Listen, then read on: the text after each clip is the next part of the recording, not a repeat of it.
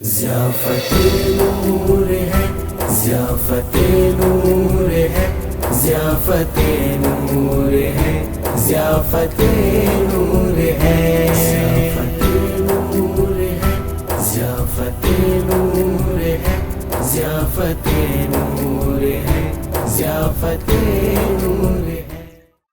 اعوذ باللہ السمیع العلیم من الشیطان اللعین الرجیم، بسم اللہ الرحمن الرحیم، الحمد لأہلہ والصلاة والسلام علی اہلہا، اللہم صل علی فاطمة وابیہا وبعلہا وبنیہا وثر المستودع فیہا، رب اشرح لی صدری ویسر لی امری واحلل عقدۃ من لسانی یفقہوا قولی۔ محترم ناظرین، السلام علیکم ورحمۃ اللہ وبرکاتہ۔ میں ہوں آپ کا میزبان وسیع رضا اور آپ دیکھ رہے ہیں ماہ مبارک رمضان کے بہترین لمحات و ساعات میں سرزمین نجف مقدس نجف الاشرف سے مدرسہ صاحب الزمان کی خصوصی پیشکش ضیافت نور۔ تمام حمد و ثنا اس خالق لم یزل کے نام کہ جو ایسا اول ہے کہ اس سے پہلے کوئی اول نہ تھا، اور وہ ایسا آخر ہے کہ جس کے بعد کوئی آخر نہ ہوگا، اور درود و سلام ہوں وحی الہی کی ان روشن کرنوں کے نام کہ جن کی بدولت خداوند کریم نے اس کائنات کو زیور وجود سے آراستہ فرمایا۔ محترم ناظرین، آج جس موضوع کو ہم نے سرنامہ سخن قرار دیا ہے وہ ہے تحریف قرآن کا۔ اس موضوع پر ہم گفتگو کریں گے جہاں اس کلام کی بدولت علوم و معارف کے نئے دریچے روشن ہوئے ہیں، وہیں اس کتاب کے نام پر پشت و خوں کا بازار بھی گرم رہا ہے۔ انہی متنازع فی موضوعات میں سے ایک مسئلہ تحریف قرآن کا ہے۔ یہ ایک اہم موضوع ہے کہ جو مسلمانوں کے مابین ایک دوسرے پر تکفیر کا سبب بنتا ہے۔ اسی موضوع پر آج ہم گفتگو کریں گے۔ آج کی اس نشست میں ہمارے ساتھ موجود ہوں گے نجف الاشرف کے ممتاز عالم دین علامہ عرفان بہلول صاحب۔ ان سے ہم گفتگو کریں گے تحریف قرآن کے حوالے سے اور ان سے کچھ سوالات کریں گے۔ السلام علیکم ورحمۃ اللہ وبرکاتہ۔ وعلیکم السلام ورحمۃ اللہ وبرکاتہ۔ قبلہ، آپ کے مزاج کیسے ہیں؟ ٹھیک ہیں آپ؟ الحمدللہ، آپ کی دعائیں ہیں، پروردگار عالم کا بہت شکر احسان۔ آغا، آپ کی اجازت چاہتے ہوئے آپ سے کچھ سوال کرنا چاہوں گا تحریف قرآن کے حوالے سے۔ بسم اللہ۔ میرا آپ سے پہلا سوال یہ ہے کہ قرآن میں تحریف کا معنی کیا ہے، اس کا مطلب کیا ہے؟ اعوذ باللہ من الشیطان الرجیم، بسم اللہ الرحمن الرحیم، نحمدہ ونصلی علی رسولہ الکریم وعلی اہل بیتہ الطیبین الطاہرین۔ قبل اس کے کہ میں آپ کے سوال کا جواب دوں، چند باتیں جو ہے وہ ہم اپنے سننے والوں تک پہنچانا چاہیں گے۔ وہ یہ ہے کہ وسیع بھائی، ایک بہت اہم چیز یہ ہے کہ کسی بھی مسلک کے اوپر یا کسی بھی مذہب کے اوپر چند ایک کی آرا دیکھ کر حکم نہیں لگایا جاتا، لیکن یہ بدقسمتی ہے ہمارے ساتھ کہ اکثر اوقات یہ دیکھنے میں آتا ہے کہ برادران اہل سنت کی جانب سے ہمارے اوپر صرف ایک آدھ روایت کو لے کر یا صرف ایک آدھ عالم دین کے نظریے کو لے کر یہ حکم لگا دیا جاتا ہے کہ شیعوں کا جو ہے وہ یہ نظریہ ہے، جبکہ ہم یہ بات بار بار آشکار کر چکے ہیں۔ ہمارے علماء اس بات کے اوپر بار بار بیان کر چکے ہیں کہ ہمارے پاس قرآن کے علاوہ صحیح ترین کتاب کوئی بھی نہیں ہے، صرف ایک کتاب ہے قرآن۔ یہ کمال ہے، یہ جملہ دیکھیے گا اس پر کہ ہمارے پاس صرف ایک کتاب ایسی ہے کہ جو صحیح ہے، وہ ہے قرآن۔ ہم اپنی کسی کتاب کو جو ہے وہ صحیح کا درجہ نہیں دیتے، چاہے اصول کافی ہو، چاہے تہذیب ہو، چاہے استفسار ہو، چاہے شیخ صدوق کی دیگر کتابیں ہوں۔ شیخ صدوق علیہ الرحمہ ہمارے لیے سر کا تاج ہے، مگر ہم نے اپنی کسی کتاب کو یہ نہیں کہا کہ اس کتاب کے اندر جو کچھ ہے سب صحیح ہے۔ سوائے قرآن کے ہم کسی چیز کو جو ہے وہ صحیح، اس کے باوجود بھی جو ہے وہ تحریف قرآن کا الزام لگایا جاتا ہے ہمارے اوپر، جبکہ ہم قرآن کے علاوہ کسی اور کتاب کو صحیح کا درجہ دینے کو تیار ہی نہیں۔ صحیح ہے۔ آپ کا جو سوال ہے، جہاں تک آپ کے سوال کا تعلق ہے تحریف قرآن کے حوالے سے کہ یہ لفظ تحریف کا معنی کیا ہے، دیکھیں لفظ تحریف جب ہے عربی کا لفظ تو ہمیں یہ دیکھنا چاہیے کہ عربی کے اندر اس کا کیا معنی ہے۔ تو تقریباً معنی سیم ہی ہے جو اردو کے اندر ہم تحریف یعنی پھیر دینا، کسی چیز کو تبدیل کر دینا، تغییر کر دینا، یہی معنی جو ہے وہ تحریف کا ہے۔ اس کے لیے جو اصطلاحی یعنی جو الفاظ استعمال کیے اہل لغت نے، تو وہ لفظ استعمال کیا ہے میل الکلمہ عن معناہا، یعنی کلمے کو اس کے معنی سے پھیر دینا. یہ کیا کہلاتا ہے؟ تحریف کہلاتا ہے. میں آپ کو ایک لغت کا حوالہ دے کر بات کو جو ہے وہ اپنی مضبوط کرنا چاہوں گا. لغت ہے لسان العرب ابن منظور کی، مشہور معروف لغت ہے. علماء اہل سنت، علماء شیعہ اس لغت کی طرف جو ہے وہ رجوع کرتے ہیں. وہ لکھتے ہیں کہ تحریف الکلمہ عن موضعہ، کیونکہ یہ لفظ جو ہے وہ کلمہ یحرفون الکلمہ عن مواضعہ، یہ قرآن کی آیت ہے سورہ نساء کے اندر. یہ ابھی انشاءاللہ آگے گفتگو کروں گا، یہ آیت ہے.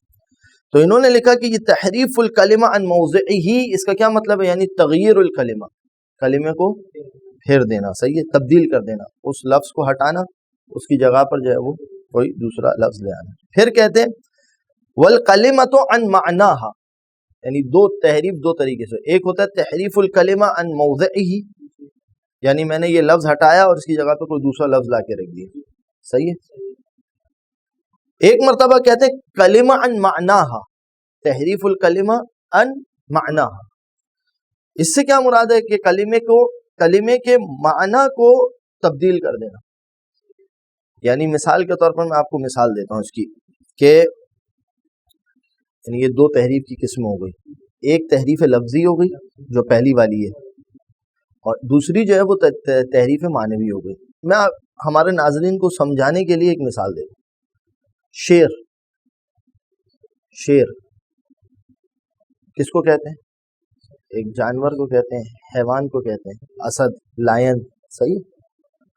مگر ہم اپنے جو ہے وہ عام زندگی کے اندر اکثر اوقات جو کوئی بہادر انسان آ رہا ہوتا ہے، ہم کہتے ہیں یار یہ شیر آیا، شیر آیا. شیر نہیں آتا، وہ کیا ہے؟ جو ہے وہ ایک شخص ہے، اس کو ہم جو ہے وہ شیر کہہ رہے ہوتے. یہ بھی حقیقت میں تحریف ہے، تحریف معنی ہے. لیکن یہ جائز کیوں ہے؟ یہ والی تحریف جو ہم لغت کے اندر استعمال کرتے ہیں اس کو مجاز کہتے ہیں. ہے تحریف، یہ بھی معنی کو تبدیل کر دیا آپ نے، مگر یہ جائز کیوں ہے؟ کیونکہ یہ ایک خاص علاقہ اور ایک خاص مناسبت کے اعتبار سے ہوتی ہے، صحیح ہے، لہذا اس کو مجاز کہتے ہیں. لہذا یہ والی تحریف جو ہے وہ معنوی تحریف کے اعتبار سے اس حد تک جو ہے وہ جائز ہے. مگر ایک تحریف ایسی ہے کہ قرآن ایک خاص معنی دینا چاہ رہا ہے. مثلا قل لا اسألکم علیہ اجرا الا المودۃ فی القربى، کہ اقربا سے جو میرا اقربا جو ہے وہ ان سے محبت کرو. اب آپ اس اقربا کے لفظ کے وہ معنی نہ لیں جو معنی خود رسول اللہ نے آشکار کیے ہیں، تو یہ بھی معنوی تحریف کہلاتی ہے، صحیح ہے. والذین فی قلوبہم زیغ، وہ کہ جن کے دلوں کے اندر جو ہے وہ کج روی ہے، وہ کیا کرتے ہیں؟ متشابہات سے جو ہے وہ تمسک کرتے ہیں، محکمات کو چھوڑ دیتے ہیں، متشابہات سے جو ہے وہ تمسک کرتے ہیں. یہ کیا ہے؟ یہ تحریف معنوی ہے. یعنی دو اعتبار سے گفتگو ہو سکتی ہے، ایک تحریف لفظی کے اعتبار سے اور ایک تحریف معنی کے اعتبار سے. تو یہ میں نے ابن منظور، اچھا یہ جو میں نے بات کی ہے اور اس کو جو ہے وہ ایک حوالہ دے کر واضح کرنا چاہوں، اپنی بات کو مضبوط کرنا بھی چاہوں اور بات واضح بھی کرنا چاہوں گا. مجموع البیان، تفسیر مجموع البیان قبلہ طبرسی صاحب کی، علامہ طبرسی صاحب کی، اس کے اندر وہ لکھتے ہیں التحریف بامرین، تحریف دو طرح سے ہوتی ہے، سوء التاویل والتغییر والتبدیل. یہ تحریف معنوی کیا ہے؟ سوء التاویل، بدترین تعویل. کیوں؟ کیونکہ قرآن میں پروردگار واضح طور پر فرما رہا ہے وَمَا يَعْلَمُ تَأْوِيلُهُ إِلَّا اللَّهُ وَالرَّاسِخُونَ فِي الْعِلْمِ. اس قرآن کی تعویل یا اللہ جانتا ہے یا وہ جانتے ہیں جو راسخون فی العلم ہے، کہ جن کے اندر علم کو پروردگار عالم نے راسخ کر. اب اس کے علاوہ کوئی بھی شخص ظاہری معنی سے ہٹا کر تعویل کر رہا ہے تو وہ کیا کر رہا ہے؟ تحریف کر رہا ہے، تحریف معنوی کر رہا ہے. اس کو کیا کہیں گے؟ سوء التاویل. یعنی تم تعویل کے اہل نہیں ہو تو تم کیسے تعویل کر رہے ہو اس کی؟ دو ہی لوگ اہل ہیں، یا اللہ یا راسخون فی العلم. صحیح. اب یہ گفتگو ہوگی کہ راسخون فی العلم کون ہے، یہ ہمارا اس وقت موضوع نہیں ہے. انشاءاللہ کبھی اور موقع ملا تو اس کے اوپر گفتگو کریں گے کہ راسخون فی العلم کون لوگ ہیں. صحیح ہے. تو یہ کیا ہے؟ تحریف معنوی. تحریف لفظی پھر خود کا انہوں نے آگے جا کے والتغییر والتبدیل، لفظ کو ہٹانا، اس کی جگہ کوئی اور لفظ رکھ دینا، یا اس کو ہیر پھیر کرنا، یا اس کو تقدیم و تاخیر کرنا، یہ ساری جو ہے وہ تحریف لفظی ہے. ہماری جو یہ آج کی گفتگو ہے یہ جو ہے وہ تحریف لفظی کے اعتبار سے، تحریف معنوی کے اعتبار سے میں واضح طور پر کہہ رہا ہوں یقیناً تحریف معنوی ہوئی ہے قرآن کے اندر. جو لوگ تعویل کے اہل نہیں تھے انہوں نے تعویلات کی ہیں. وہ آیتیں کہ جو انما یرید اللہ لیذھب عنکم الرجس اہل البیت، اہل البیت سے مراد واضح طور پر 5 ہستی ہیں، محمد، علی، فاطمہ، حسن، حسین. اس کے معنی کو تحریف کیا گیا، اپنی طرف سے تعویلات کی گئی. کتنے اور ایسے مقامات ہیں. صحیح ہے، تو یہ تحریف معنوی ہوئی ہے. خود اہل سنت بھی اس بات کے قائل ہے کہ تحریف معنوی ہوئی ہے، ہوتی چلی آئی ہے. کیونکہ جو ہم معنی لیتے ہیں وہ اس کو وہ نہیں مانتے. وہ کہتے ہیں کہ جو ہے وہ یہ آپ نے جو معنی لیا یہ کہاں سے لیا. جو وہ معنی لیتے ہیں بعض جگہوں پر جو ہے وہ اس کو ہم قبول نہیں کرتے. تو یہ تحریف معنوی کے اعتبار سے. اور بھی بہت سارے لوگ ایسے کہ جنہوں نے جو ہے وہ اپنی مرضی کے معنی نکالنا چاہیں قرآن سے. صحیح ہے. یا مثلا ابھی آج کل جو ایک روشن فکر لوگ کھڑے ہوئے کہ جو ہے وہ ساری جدید چیزوں کے معنی بھی جو ہے وہ قرآن سے ہی نکالنا چاہتے ہیں. یہ اتنا آسان کام نہیں ہے کہ ہم جو ہے وہ جو چیز چاہیں. صحیح ہے، لا رتب ولا یابس الا فی کتاب مبین، ٹھیک ہے، سب کچھ ہے اس کتاب مبین کے اندر، مگر وہ نکالے کہ جو اہل ہے. میں اور آپ اس طریقے سے بیٹھ کے جو ہے وہ اس میں سے ہر چیز، یہ جو ہے وہ تحریف معنوی کے زمرے میں آئے گا. تحریف لفظی کے اعتبار سے وہ میں نے آپ کو بتایا کہ الفاظ کو ہٹا دینا، تبدیل کر دینا، کم کر دینا یا زیادہ کر دینا، تقدیم کر دینا، تاخیر کر دینا، یہ سب چیزیں جو ہے وہ تحریف لفظی کے زمرے میں. ماشاء اللہ. قبلہ ایک یہ سوال بھی ہے کہ وہ لوگ جو قرآن میں تحریف کے قائل ہیں وہ اس پر دلیلیں کیا قائم کرتے ہیں؟ کوئی ایسی دلیل ہو جس سے ثابت کریں کہ قرآن میں تحریف ہوئی ہے؟ جی، اس حوالے سے جو ان کے ادلہ ہیں، مثلا جیسے فصل الخطاب کے اندر محدث نوری نے جو ہے وہ کچھ دلائل ذکر کیے. دیکھیے میں ایک بات یہاں پر اور کہوں، فصل الخطاب کو ہمارے علماء چارانے کی بھی اہمیت نہیں دیتے، یہ یاد رکھ لیجیے. صحیح ہے. مثلا میں آپ کو ان کی ایک دلیل پیش کرتا ہوں. انہوں نے اس میں ایک دلیل دی ہے. دلیل یہ دی ہے کہا کہ ہمارے پاس رسول اللہ کی ایک حدیث ہے، اور وہ حدیث کیا ہے ہمارے پاس رسول خدا کی؟ وہ حدیث فرماتے ہیں کہ کل ما کان فی الامم السالفہ، ہر وہ چیز کہ جو گزشتہ امتوں میں ہوتی رہی ہے، فی امم السالفہ، یکون فی ہذہ الامہ مثلہ، اس امت میں بھی جو ہے وہ اس کی مثل چیزیں ہوں گی. صحیح ہے. اور پھر اس کے بعد جو ہے وہ حدیث کا جملہ ہے خذوا النعل بالنعل والقذ بالقذ، یہ چیزیں ہوتی رہیں گی. تو یہ جو حدیث ہے کہ جو چیزیں بھی گزشتہ امت میں ہوئی ہیں وہ ساری کی ساری چیزیں اس امت میں بھی ہوتی رہیں گی، لہذا انہوں نے کیا نکالا؟ اس سے نتیجہ نکالا. یہ حدیث ہو گئی پہلا مقدمہ. دوسرا مقدمہ کیا نکالا؟ کہا کہ چونکہ اب گزشتہ امتوں میں کتابوں میں تحریف بھی ہوئی ہے، لہذا وہ بھی جو ہے وہ اس امت میں بھی ہوگی. واضح. لہذا نتیجہ کیا نکلا؟ دونوں کو ملائے تو نتیجہ کیا نکلا کہ جب گزشتہ امتوں میں اللہ کے کلام میں تحریف ہوئی ہے تو اس امت میں بھی جو ہے وہ اللہ کے کلام میں تحریف ہوگی. نتیجہ تحریف قرآن ثابت ہے. یہ انہوں نے کیا کیا؟ دو مقدمات ملا کے اور ایک نتیجہ نکالا. اس پر یہ مثلا ایک ان کی یہ دلیل ہے. اچھا، اب میں اگر آپ اجازت دیں تو میں اس دلیل کا جواب بھی میں یعنی ان کو ہم کیا جواب دیں؟ صحیح. اس حوالے سے میں 3 اسٹیپ میں 3 جوابات دینا چاہوں گا. پہلا جواب، دوسرا جواب، تیسرا جواب. پہلا جواب تو یہ کہ یہ جو آپ نے حدیث پیش کی ہے، پہلے تو آپ حدیث کو ثابت کریں کہ یہ حدیث خود ٹھیک حدیث ہے صحیح, خود اس حدیث میں کلام ہے. صحیح, لہذا یہ پہلا جواب ہو گیا. مگر میں پھر بھی کہتا ہوں چلیں اس جواب کو آپ کہیں کہ بھائی فرض کریں کہ حدیث کو ہم صحیح مان لیتے ہیں. دوسرا جواب یہ کہ میں اور آپ مدارس میں ہم پڑھتے رہے علم اصول کے اندر کہ ہر چیز کے عام اور خاص ہوتے ہیں. صحیح, مثلا اس حدیث کے اندر جیسے کہا ہے کہ کل ما کانا, کل ما کانا, جو بھی ہوا ہے وہ ہوگا. صحیح ہے,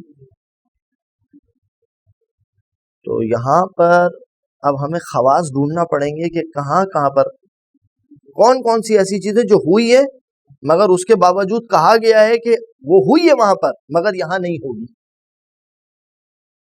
صحیح ہے, کیونکہ بہت سارے کلمات الہیہ عام ہیں, جنرل ہیں, سب کو شامل کرتے ہیں. بہت سارے کلمات الہیہ خاص ہیں. اسی طرح بہت سی حدیثیں عام ہیں, بہت سی حدیثیں خاص ہیں. جو عام کا جو دائرہ ہوتا ہے اس میں سے کچھ افراد کو نکال لیتے ہیں. میں مثال دے دوں ہمارے ناظرین کے لیے. مثلا میں نے کہا کہ بھائی کل مدرسے کے سب لوگ مدرسے میں صبح 9 بجے حاضر ہوں گے. میں نے یہ 8 بجے آپ لوگوں کو یہ پیغام دیا.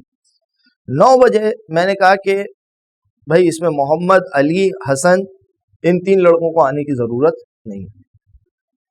تو میرا پہلا والا کلام جو ہے وہ عام پر باقی ہے مگر اس میں سے کیا ہوا, اس میں سے یہ 3 فرد نکل گئے. لہذا اب بھی سب آئیں گے ان 3 کے علاوہ. تو ہم اس طریقے سے عام خاص کو جمع کرتے ہیں.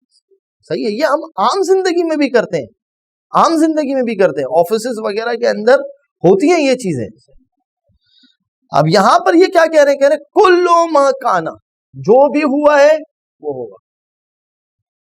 لیکن اگر کسی چیز کی پروردگار عالم نے ذمہ داری لے لی کہ یہ نہیں ہوگا تو وہ اس عام کے ذمے سے نکل جائے گا کہ نہیں نکلے گا. تو اب جب قرآن کی آیت آ گئی اِنَّا نَحْنُ نَزَّلْنَا الذِّكْرَ وَإِنَّا لَهُ لَحَافِظُونَ, ہم نے اس ذکر کو نازل کیا. یہاں ذکر سے مراد رسول خدا نہیں ہے, یہاں ذکر سے مراد قرآن ہے. صحیح ہے, روایات ہے, قرائن ہے, دیگر ساری چیزیں. ہم نے اس ذکر کو نازل کیا ہے وَإِنَّا لَهُ لَحَافِظُونَ, اور ہم ہی اس کے محافظ ہیں, ہم ہی اس کی حفاظت کرنے والے ہیں. تو اس کا مطلب کیا ہوا, اس عام کے دائرے سے یہ ایک چیز نکل گئی. ہوگا مگر تحریف قرآن نہیں ہوگی, ہم نے اس کی ذمہ داری لے لی ہے. تو یہ ایک کتاب الہی کی حفاظت جو ہے وہ رہے گی, باقی رہے گی. یہ اپنی اصل شکل کے اوپر جو ہے وہ باقی رہے گی. یہ ایک جو ہے وہ جواب ہے. 2 جواب ہو گئے. تیسرا جواب ہم انہیں کیا دے سکتے ہیں کہ وہ یہ جو کہا جا رہا ہے کہ جو اس امت میں ہوا اس امت میں ہوگا, خود ایک کلام ہے, ایک گفتگو ہے اس کے اوپر کہ تورات, زبور اور انجیل کے اندر لفظی تحریف ہوئی ہے یا معنوی تحریف ہوئی تھی. یہ ایک کلام ہے. تحریف لفظی اور تحریف معنوی کی ایک پیچیدہ بحث ہے یہ. میں مثال کے طور پر آپ کے سامنے جو ہے وہ قرآن مجید سے 2 آیتیں پڑھتا ہوں. یہ آیت سنیں آپ, سورہ مبارکہ بقرہ کی 75ویں آیت. افتطمعون ان یؤمنوا بکم, مسلمانوں کیا تم یہ سمجھتے ہو کہ یہ یہودی تمہارے اوپر ایمان لائیں گے؟ وقد کان فریق منہم یسمعون کلام اللہ ثم یحرفونہ من بعد ما عقلوہ, جبکہ ان میں سے ایک گروہ یہ کام کرتا رہا ہے.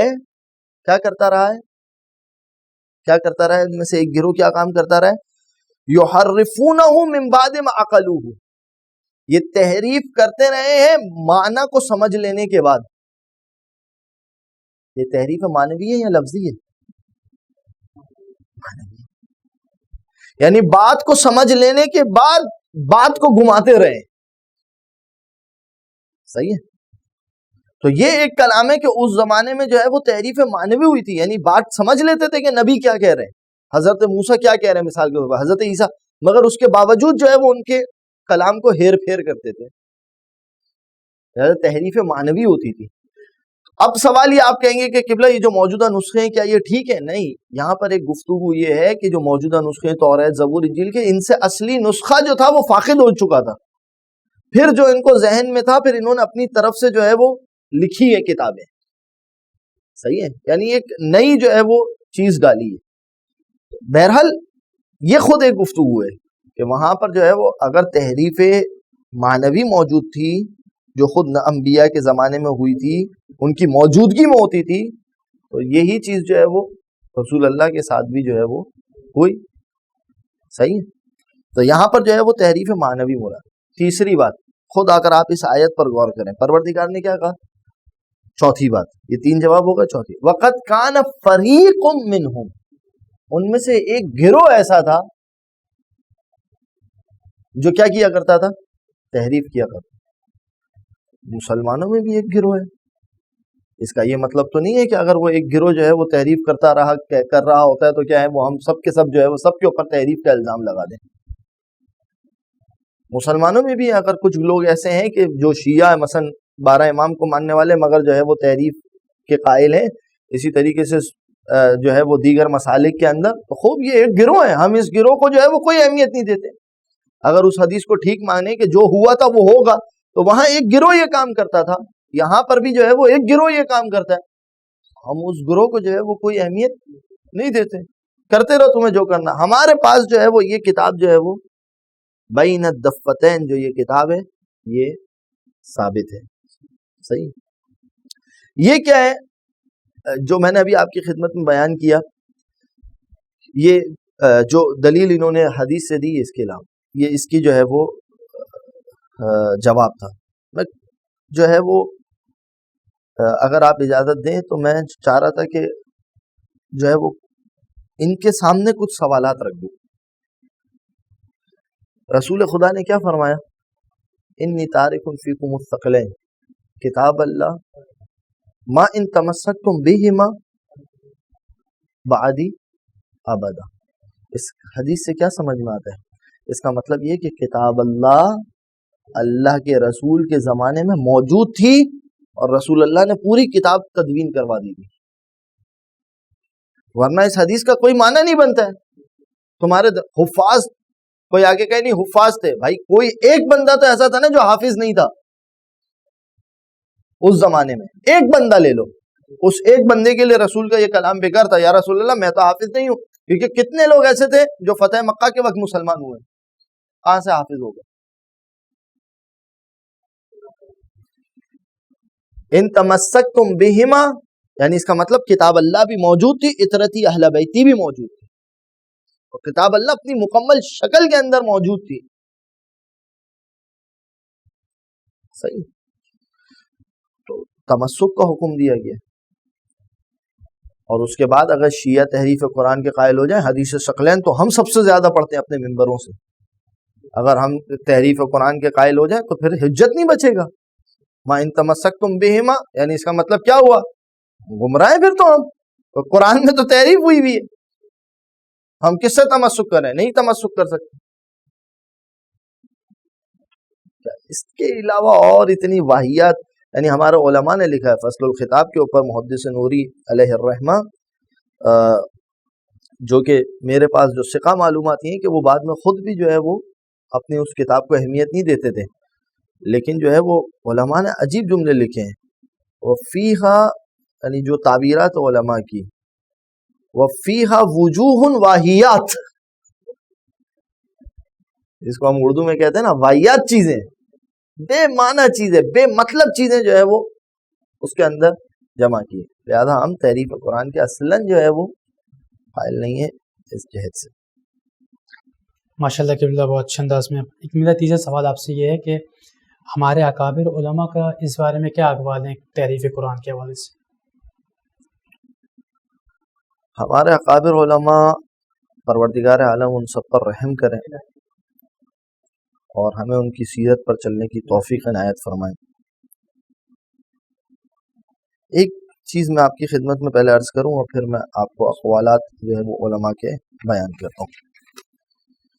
وہ چیز ہے, ایک باب بنایا ہے شیخ کلینی علیہ الرحمٰ نے کافی میں, کہ جب شیعوں کے اوپر تحریف کے الزامات دھرتے ہیں, جو الزامات دھرتے ہیں وہ جو الزامات دھرتے ہیں ان کی میں بات کروں, یا وہ لوگ کہ جو بیچارے مستضعفین ہیں، انہیں نہیں پتہ صحیح طریقے سے کہ اصل جو ہے وہ اس موضوع کے اوپر شیعوں کا اصل نقطہ نظر کیا ہے، ان تک جو ہے وہ لوگ یہ حدیثیں پہنچاتے ہیں۔ کافی کے اندر ایک باب قلانی نے بنایا ہے، انہ لم یجمع القرآن کلہ الا الائمہ وانہم یعلمون علمہ کلہ، یہ ایک باب بنایا کافی نے۔ اس باب کا اردو ترجمہ یہ کہ پورا قرآن جمع ہی نہیں کیا کسی نے سوائے ائمہ کے، اور یہ ائمہ ہیں کہ جو قرآن کے مکمل ترین علم سے جو ہے وہ واقف ہے۔ یہ اس باب کا بس نام لیتے ہیں اور کہتے ہیں کہ دیکھو یہ شیعہ کیا کہتے ہیں، پورا قرآن صرف علماء ان کے اماموں کے پاس ہے، باقی یہ قرآن وغیرہ جو ہے یہ سب ایسے ہی ہے۔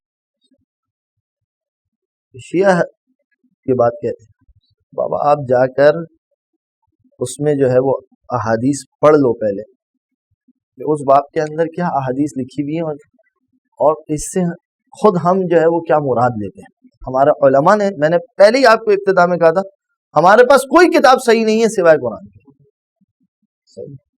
سب سے پہلی چیز یہ کہ ہم دیکھیں گے اس کے اندر جو روایات اس باب کے اندر موجود ہیں ان میں سے کتنی روایت ایسی ہیں جو ٹھیک روایت ہیں، صحیح۔ دوسری بات یہ ہے کہ یہاں پر یہ جو کلینی کی جو مراد ہے، میں بھی آپ کی خدمت میں ایک حدیث بھی پیش کرتا ہوں اور اس کے حوالے سے آپ کی خدمت میں بیان بھی کرتا ہوں کہ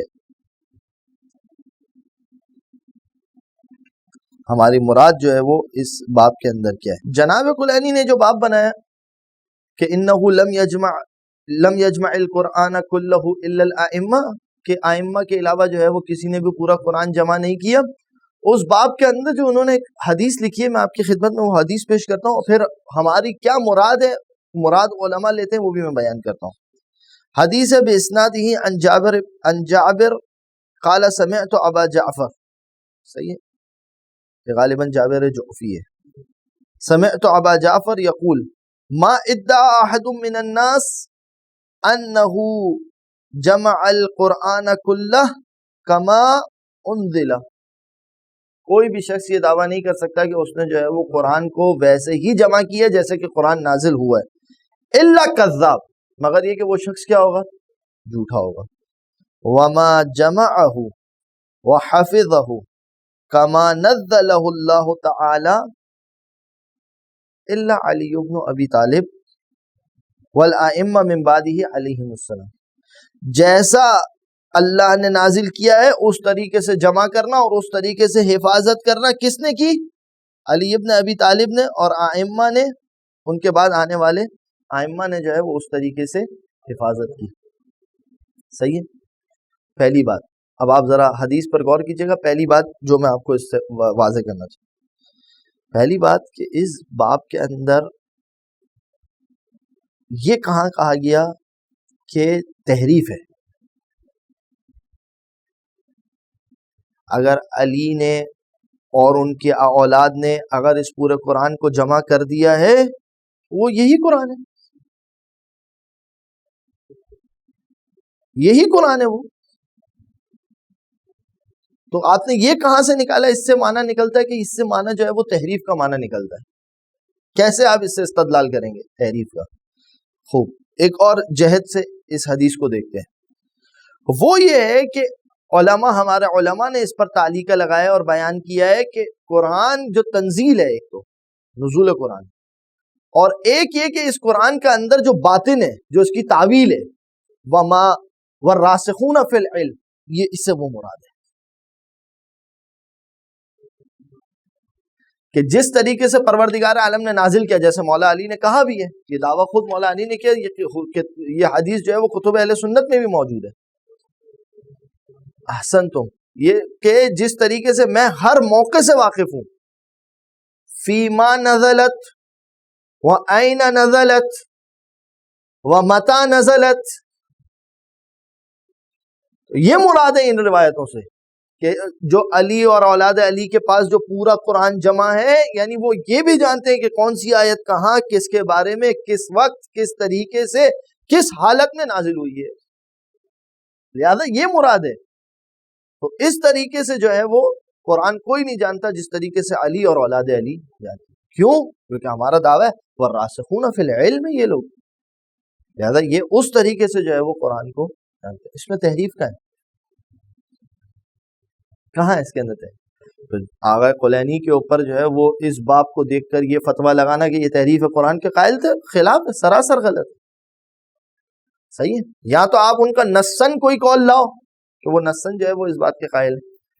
بہرحال لہذا یہ ساری چیزیں جو ہیں وہ تحریف ان چیزوں کے ذریعے سے ثابت کرنا مشکل ہے۔ دوسری بات میں ایک اور آپ کی خدمت میں بات پیش کروں، یہ جو تحریف والی اکثر روایات ہیں جس کے اندر سے اگر آپ تحریف نکال بھی لیں، آپ ان کے راویان پر تو غور کریں وہ کون ہے۔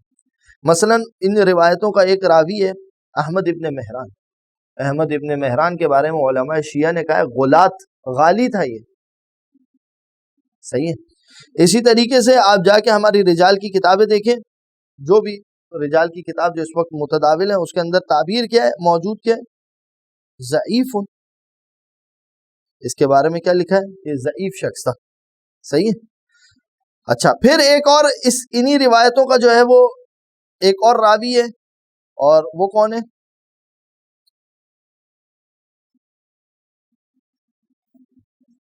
یعنی یہ چیزیں واقعاً ظلم ہے کہ اس طریقے کے راویان احادیث کی جو ہے وہ روایات اٹھا کے، ان کا ایک اور راوی ہے احمد ابن محمد سیاری، احمد ابن محمد سیاری، صحیح ہے۔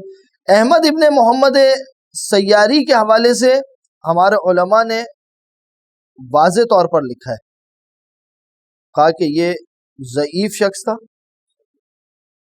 ضعیف شخص تھا، اور جو ہے وہ بعض نے لکھا ہے کہ اصلاً جو ہے وہ اس کی احادیث جو ہے وہ متروکہ ہے، صحیح ہے۔ اسی طریقے سے اور دیگر جتنے بھی اقوالات جو ہے وہ یہ روایات جن سے نقل ہوئی ہے اس کے حوالے سے جو ہے وہ یہ مشکل موجود ہے۔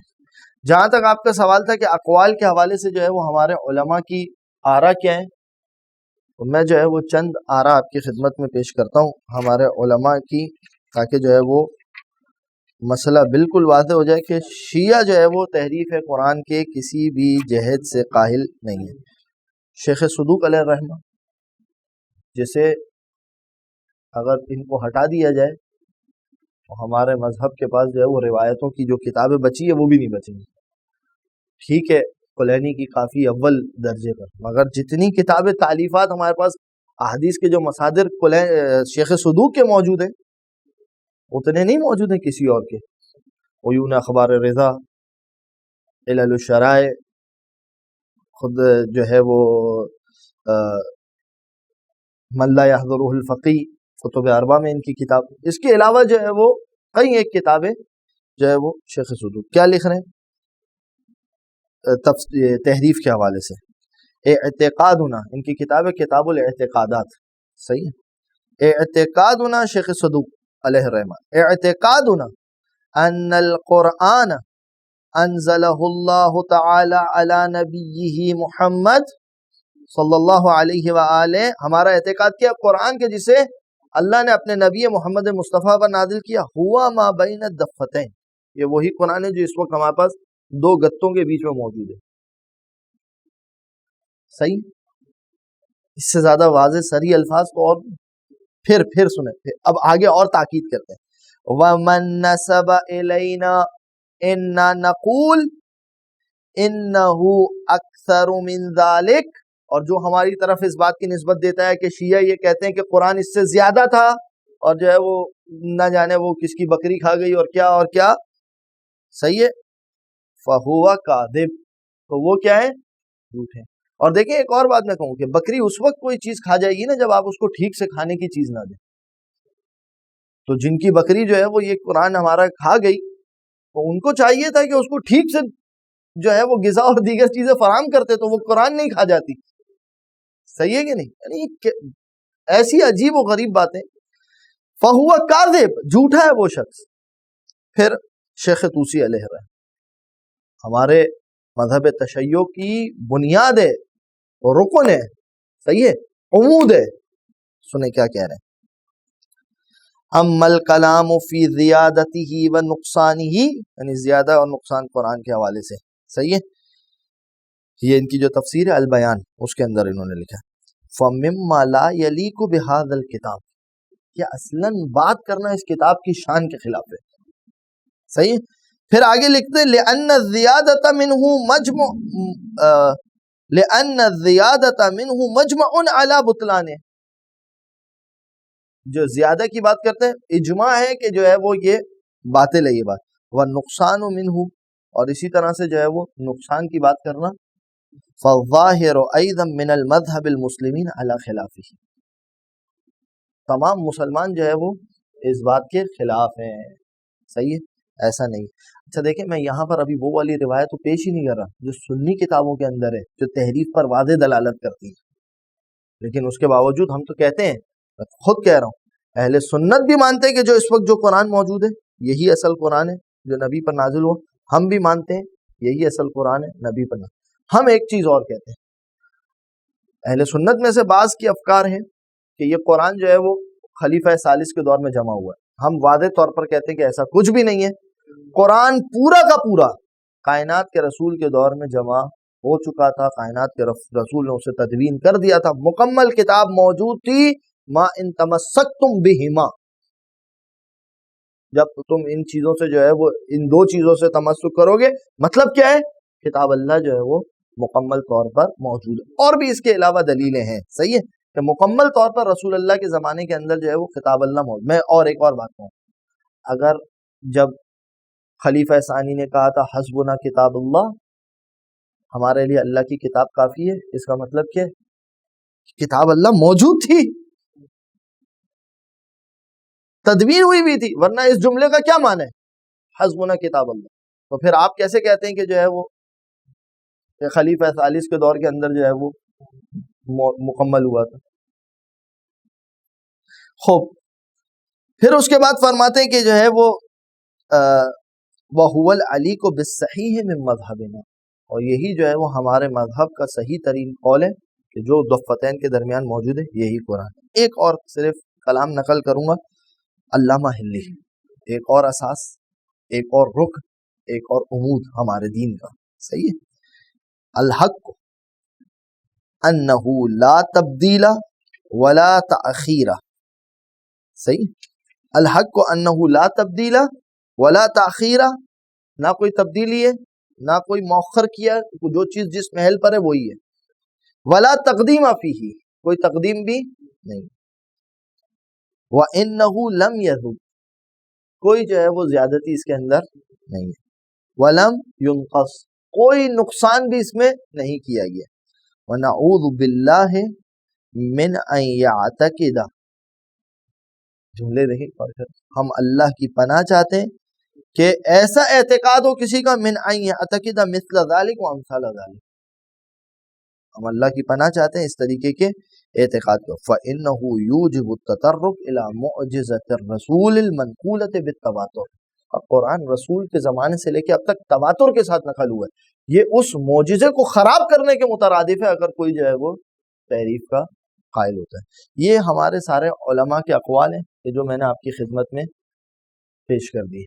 لہذا تحریف کی نسبت، اس قول کی نسبت ہماری طرف دینا یہ انتہائی غیر منصفانہ طریقہ ہے. ماشاء اللہ قبلہ، آپ نے بہت ہی کم وقت میں واضح اور جامع طور پر ہمارے ناظرین کے لیے جو ہے وہ واضح کیا. محترم ناظرین، آپ نے ابھی سماعت فرمایا کہ مولانا عرفان بہلول صاحب کتنی خوبصورتی سے قرآن میں تحریف کے حوالے سے بیان فرما رہے تھے. اسی کے ساتھ ضیافت نور کی اس آخری نشست کا اختتام ہوا جاتا ہے، اور امید کرتے ہیں کہ آپ نے مولانا کے اس بیان سے استفادہ حاصل کیا ہوگا. میں آپ کا میزبان وسیع رضا آج کی اس نشست سے اجازت چاہتا ہوں. والسلام علیکم ورحمۃ اللہ وبرکاتہ.